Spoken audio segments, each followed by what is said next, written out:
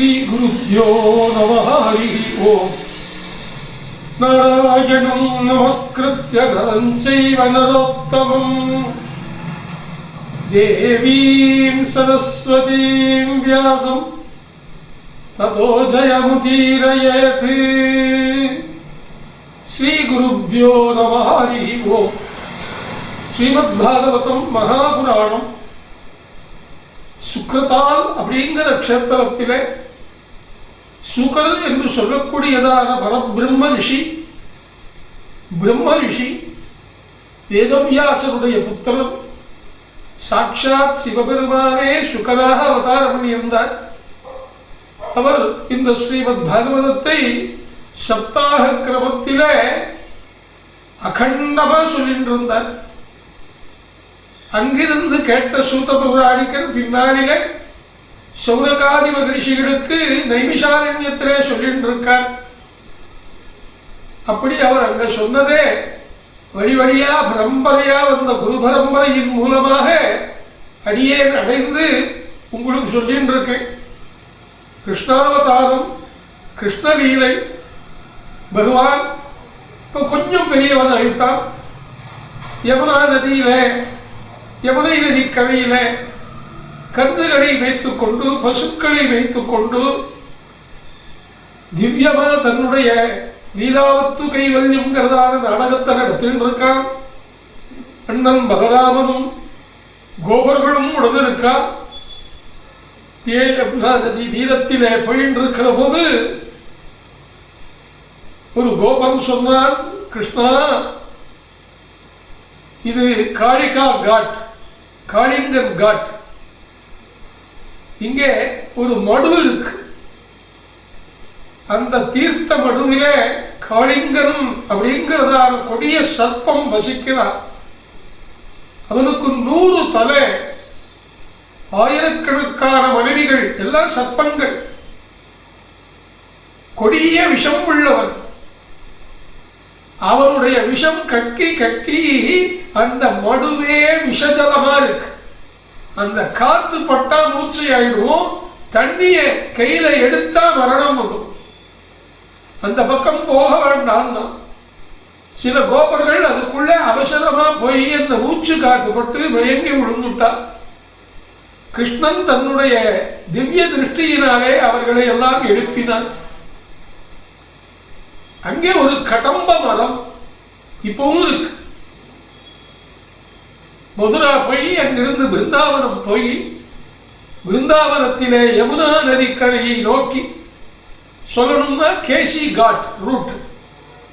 அந்த கேசி காட் ரூட்ல போனீங்கன்னா முன்னாடியே வந்துடுது ரகுராம் டெம்பிள்னு ஒரு சின்ன குன்று மேலே பகவானுடைய ஆலயம் இருக்கு. அதுக்கு கீழே ரொம்ப பக்கத்துல காளிங்க காட்.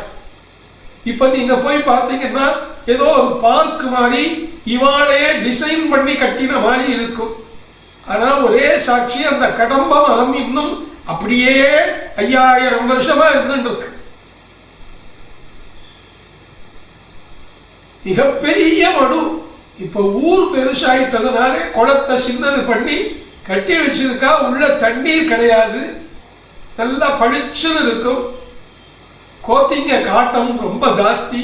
கண்ணாடி மணிபர்செல்லாம் பத்திரம்.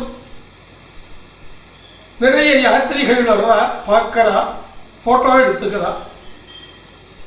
பாகவதம் அங்க சொல்லணும். இந்த காளிங்க மர்தன, காளிங்க நர்தன சரித்திரத்தை அங்கே அடியே உட்கார்ந்து பிரார்த்தனை பண்ணிட்டு இருந்தேன். அந்த காளிங்க மடு விஷஜலமா இருந்தது. பகவான் அந்த கடம்ப மரத்தின் மேலே ஏறினான். இதுக்குள்ள செய்தி ஊருக்குள்ள போயிடுத்து. சிலர் ஓடி போய், நந்தகோபா, யசோதே, உன்னுடைய புள்ள கிருஷ்ணன் காளிங்க மடுவுக்கு போயிட்டான். அங்க இருந்த ஒரு கடம்ப மரத்தின் மேலே ஏறி அவன் நிக்கிறான் அப்படின்னு உடனே இவன் துடிச்சு போயிட்டா. ஏதோ சாதாரணமா வந்துட்டு போற ஒரு தலை ராட்சசா மாதிரி இல்லையே. அவன் 100 தலை உள்ள சர்ப்பமாச்சே. என்ன பண்ணுவோம், அவெல்லாம் பயந்து ஓடி வந்து பார்க்கிறா. கடம்ப மரத்தின் மேல கிருஷ்ணன் நிற்கிறான். இந்த காளிங்கன் பூலோகத்துல இந்த இடத்துக்கு ஏன் வந்தாங்கிறதுக்கு ஒரு கதை இருக்கு. காளிங்கன் நவநாகர்களிலே ஒருத்தன். ரிக்வேதத்துல சர்ப்பசூத்தம்னே ஒண்ணு இருக்கு. நவநாக சகஸ்ரபலஹ அப்படின்னு மந்திரம். கர்கோடகோ நாம சர்ப்போ யோ திருஷ்டி விஷமுச்சதே தஸ்ய சர்ப்பஸ்ய சர்ப்பத்வம் தஸ்மை சர்ப்பராஜாயதே நமஹ அப்படிங்கிறது மந்திரம், ஸ்லோகம்.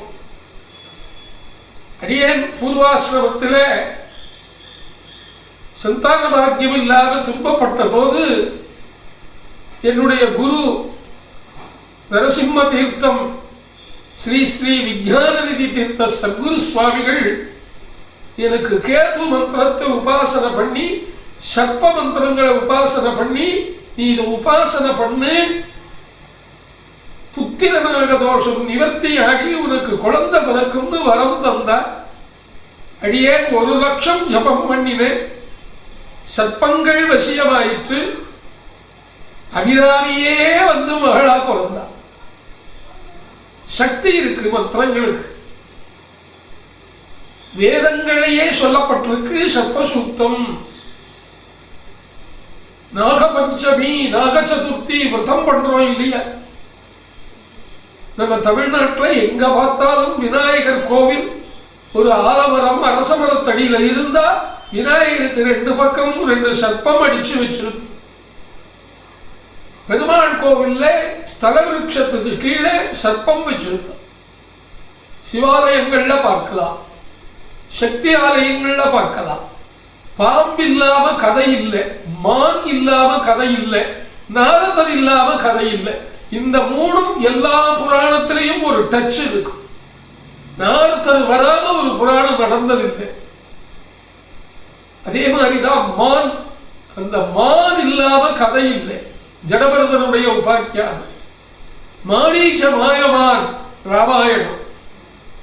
கிந்தவ ரிஷி மானா இருந்தால் பாண்டு அடிச்சான் மகாபாரதம்.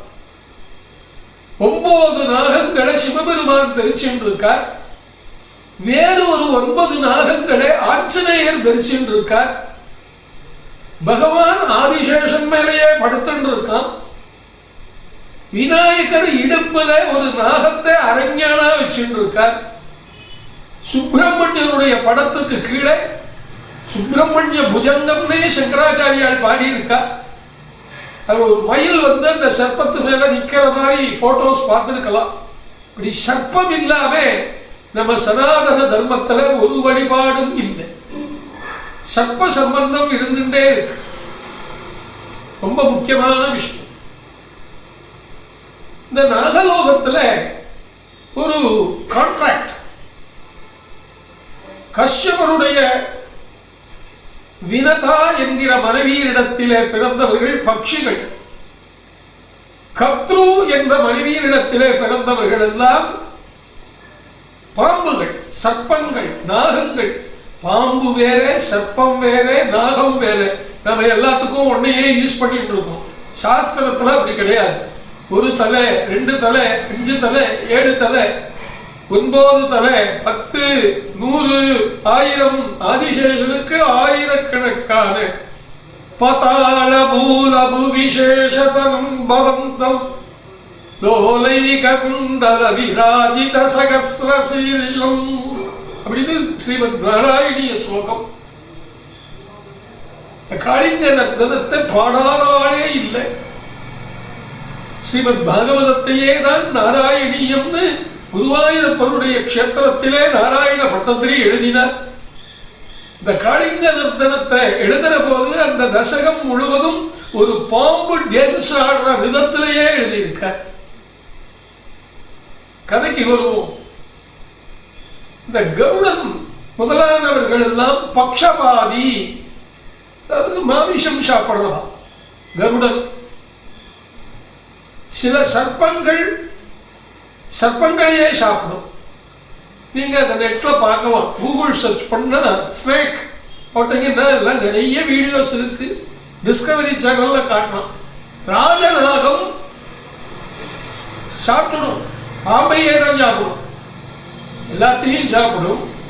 அதுக்கு திருப்தியா வயிறு நிறையணும்னா பெரிய நாகத்தை சாப்பிடும்.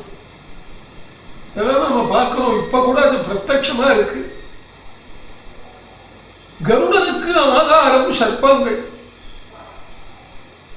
அவர் பகவத்கீதைப்படி டெய்லி ஒரு அனகோண்டா சாப்பிடுவார். இந்த மாதிரி சின்ன சின்ன நம்ம ஆத்துக்கு நாம பார்க்கிற இந்த 5 அடி 6 அடி பாம்பெல்லாம் ஒரு வயிற்றுக்கு பத்தாது, 100 சாப்பிடணும். ஒரு அனகோண்டா சைஸ்ல இருக்கிறத 16 அடி 32 அடி சாப்பிடுவார். பக்ஷபாதி. ஆஞ்சநேயர் அபக்ஷபாதி, பரமசுத்த வைஷ்ணவர், பரமசுத்த சைவர்.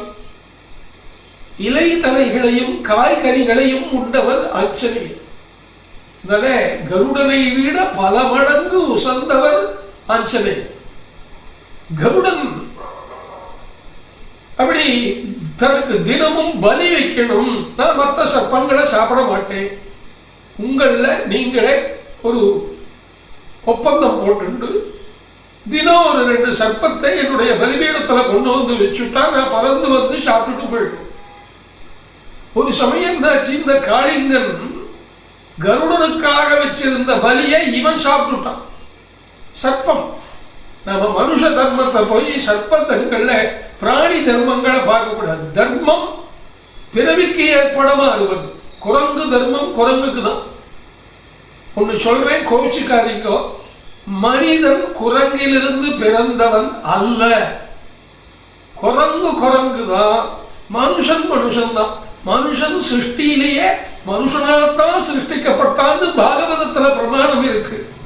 யாரோ ஒரு ஆங்கிலேயர் சொன்னான், அதையெல்லாம் கெட்டியா பிடிச்சுட்டு இருக்கா. பார்க்கறதுக்கு ஏகதேசம் ஒரே மாதிரி இருக்கு, கை காலு முகம். இதுல சிம்பன்சி நம்மள மாதிரியே பண்றது எல்லாம் சொல்லப்படாது.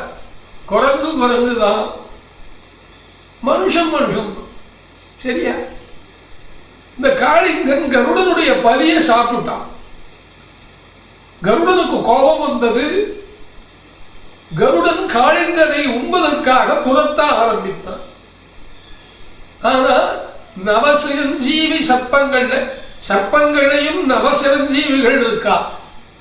ஆதிசேஷாய நமஹ, அனந்தாய நமஹ, கர்கோடகாய நமஹ, காளிங்காய நமஹ, கம்பளாய நமஹ. அப்படி வரிசையா சோத்திரம் என்றார். சங்கபாலாய நமஹ, தர்தராஷ்டிராய நமஹ, வாசுக்கியை நமஹ. இப்படி நவராகர்கள் இருக்கா. அதுல காளிங்கன் ஒருத்தன். அவன் சிரஞ்சீவித்துவம். ஒரு கல்ப காலத்துக்கு அவன் இருப்பான். கல்பம் முடிகிற போது அவனும் இறந்துடுவான். சிரஞ்சீவித்துவம் அப்படின்னா அந்த கல்பம் வரையிலும் அதே சரீரத்தோட இருக்கிறதுன்னு அர்த்தம். மார்க்கண்டேயன் 7 கல்ப காலம் இருந்தார்னு பாகவதத்துல இருக்கு பிரமாணம். இப்படி ஒவ்வொருத்தருக்கும் கால பிரமாணம் கொடுத்திருக்கா. காளிங்கன் கருடனுக்கு பயந்து ஓடினான். ரமணகம்ங்கிறதான தீவை விட்டு கடலுக்கும் மத்தியிலே ரமணகம்னு ஒரு தீவு, அதுதான் அவளுடைய வாசஸ்தலம். ரமணகத்துக்கும் பாதாளத்துக்கும் டைரக்ட் போக்குவரத்து டிரான்ஸ் இருந்தது. இவன் என்ன பண்ணா, நாகலோகத்தில் தப்பிச்சு ரமணலோகத்திலிருந்து தப்பிச்சு பாரத தேசத்திலே, வடநாட்டிலே, மதுராவிலே, பிருந்தாவனத்திலே, யமுனா நதி தீரத்திலே இருக்கிற ஒரு மடு சௌபரி மகரிஷியினுடைய ஆசிரமம். இந்த சௌபரி உபாக்கியானம் ஏற்கனவே நான் சொல்லியிருக்கேன். கொஞ்சம் பாகவதம் பின்னோக்கி போய் பாருங்கோ. சுகன்யோபாக்கியானம்ங்கிற தலைப்புல சொல்லியிருக்கேன். அந்த சௌபரி மகா தபஸ்வி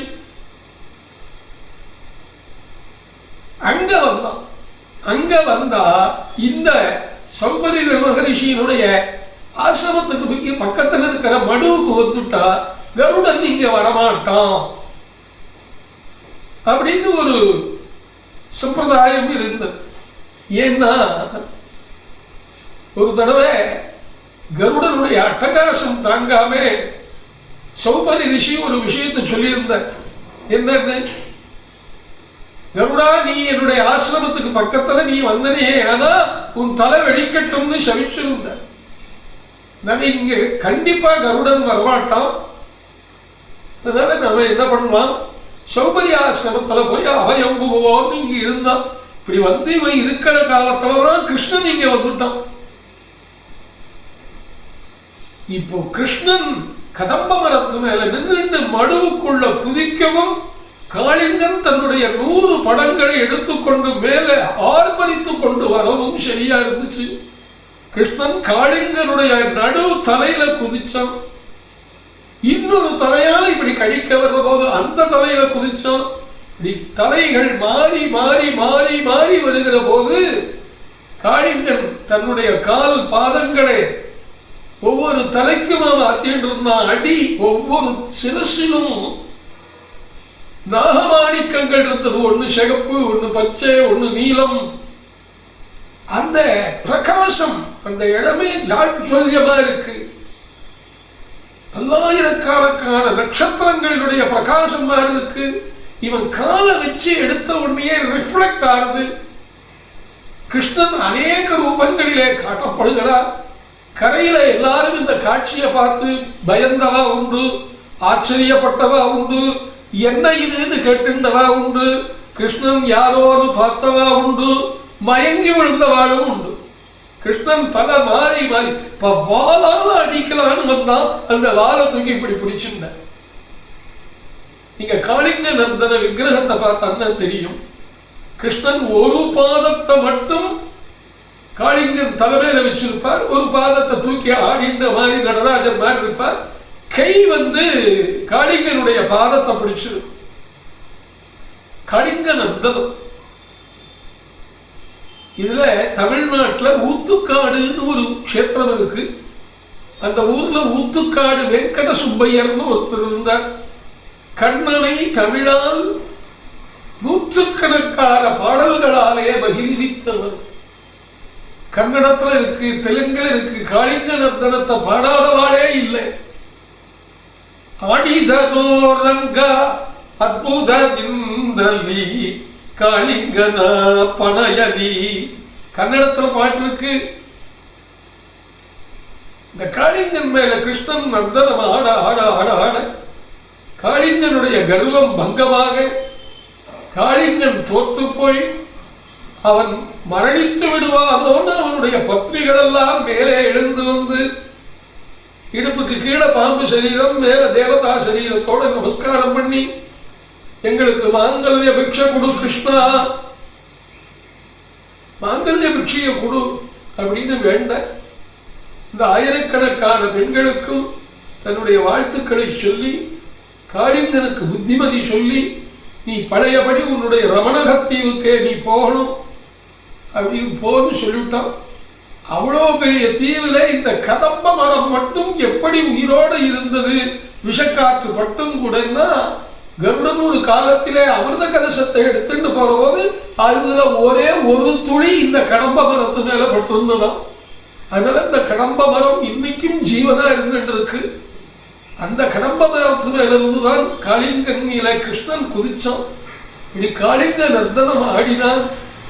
நீ ஆடு பாம்பே விளையாடு பாம்பே கொண்டாடு பாம்பே கூத்தாடு பாம்பே, நீ ஆடு விளையாடு கூத்தாடு பாம்பே. புன்னாகவராளின்னு ஒரு ராகம். அத வீணை, புல்லாங்குழல் அந்த மாதிரி வாத்தியத்துல வாசிக்கிற போது, மகுடியில வாசிக்கிற போது யானையே ஆடும். அப்ப மனுஷால சொல்லணுமா? இப்படி மனதை உருக்கிற மாதிரி இருக்கும். வராளிங்கிற ராகம் வேற, இது புன்னாக வராளி. பந்து வராளின்னு ஒரு ராகம் இருக்கு. வராளிலேயே 5 ராகம் இருக்கு. இந்த புன்னாக வராளி ராகத்துல சர்ப்பங்கள் நடனமிடுமாறு. ஏன்னா சர்ப்பங்களுக்கு கண்ணே தான் காது, தனியா காதுன்னு இல்லை. இத தமிழ் இலக்கணத்திலே கட்செவி அப்படின்னு சொல்லுவான். கண்ணே காது வேலையும் சரி, கண்ணின் வழியா கேட்டுக்கும், கண்ணின் வழியா பார்க்கும். அது ஒரு சக்தி சர்ப்பங்களுக்கு மட்டும். அது மூக்கில் அந்த நாக்கு நீட்டிட்டே இருக்கு பாருங்க. அந்த உணர்ச்சிகள் மூலமாக, காற்றின் மூலமாக, சுவாசத்தின் மூலமாக நாம எங்க இருக்கோம், ஆபத்து இருக்கா, நமக்கு ஆகாரம் இருக்கான்னு சர்ப்பம் தெரிஞ்சுன்னு. பகலை விட ராத்திரியில அதுக்கு கண்ணு நன்னா தெரியும். நிசப்தமா இருக்கிற போது அதுக்கு நன்னா காது கேட்கும். ஏதாவது சர்ப்பம் வந்துடுத்தேன்னா நம்ம கலாட்டா பண்ணி நிறைய நிந்தினம் பண்ணினோம்னா பூரா பாம்பு கேட்டு இருக்கும், சர்ப்பதோஷம் ஆயிடும். சர்ப்பங்களை மனுஷன் அடிக்கக்கூடாது, வனத்துறை அனுமதி இல்லை.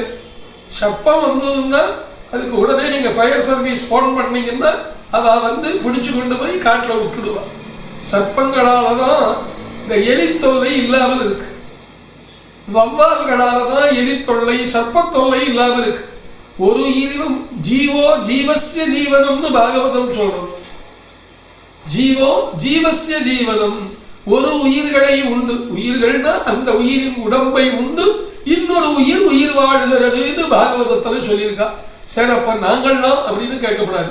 மனுஷன் நாட் அலவுடு. மனுஷன் தாவரவியல் தானியங்களை தான் சாப்பிடணும், காய் கனி போன்றவற்றைகள் தான் மனுஷன் சாப்பிடணும்.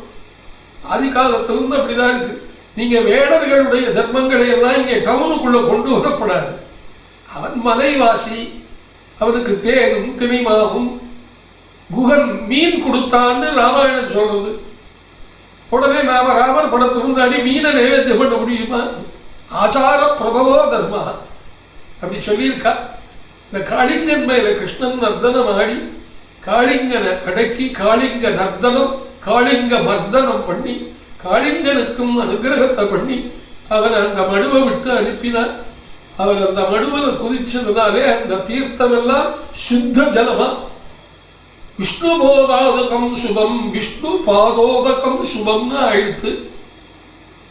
மூர்ச்சித்து விழுந்திருந்த யசோதை முதலானவர்கள் எல்லாம் எழுந்து கிருஷ்ணனை கட்டிண்டு, ஆஹா கிருஷ்ணா நீ யாரோன்னு கேட்டாளாம் நந்தகோபன் நினைச்சுன்னா. அன்னைக்கே கர்காச்சாரியால் சொன்னது இவன் கிருஷ்ணன் அல்ல வாசுதேவன் அப்படிங்கிறதே அவன் மனசுல புரிஞ்சுட்டான். சமயம் வர்ற போது பார்க்கலாம். காளிங்க மடு, அந்த காளிங்க மடுவிலே நாங்கள் இருக்கின்றோம்.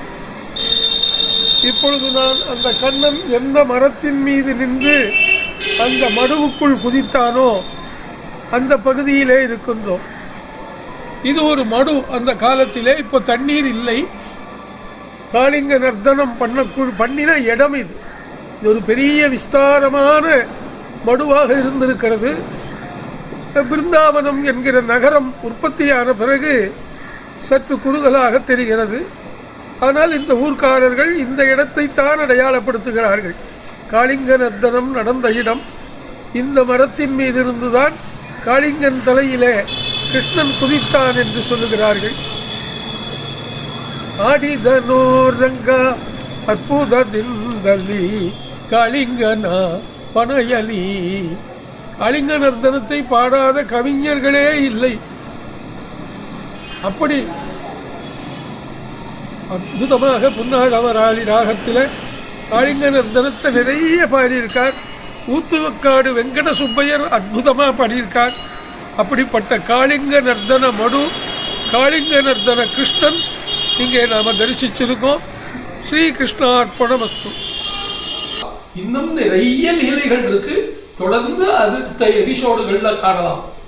ஸ்ரீ கிருஷ்ணார்ப்பணமஸ்து. ஹரிஹி ஓம்.